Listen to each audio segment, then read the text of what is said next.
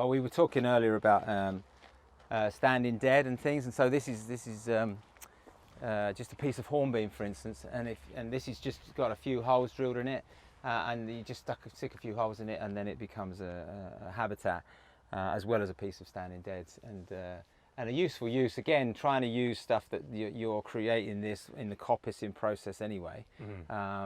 So any waste that you create by the work you do is just stopping and thinking, what can we do with that? Is it a place we can put it? Can we use it within the landscape that we've maintained? Yeah, and it's all those small things that have that, add up for carbon saving, as you say. Why take trees away and bring new ones in if you can use what's already there?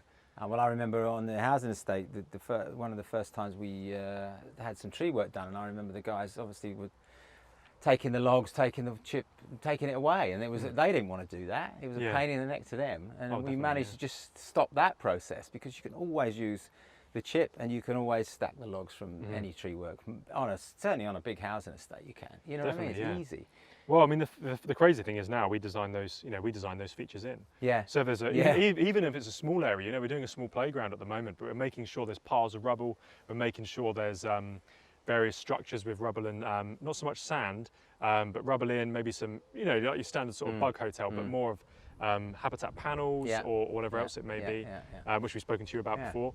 And piles of dead wood and big logs and things, just to be a feature amongst the planting, because it's more interesting than just a bunch of plants, And it's doing more than one thing as well. It probably it becomes something the kids love to play on, and it becomes a habitat. So it's that classic case of getting it to be a multifunctional thing. I think space is way too precious, isn't it, to have infrastructure without some thought about where we can fit a niche for wildlife in. It's too important now. And it is. With the way we it's that understanding that people need, that these things have a function. They're not just there because we've been lazy and left a load of stuff there. They're there to serve a purpose. Absolutely. And then people get more interested in it, especially kids. They're like, oh, really? There's bees in here? God. Where are they? That type of thing. And I think it's all.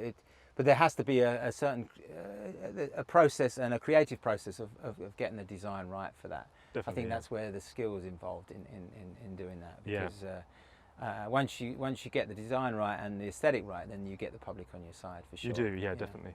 Very important.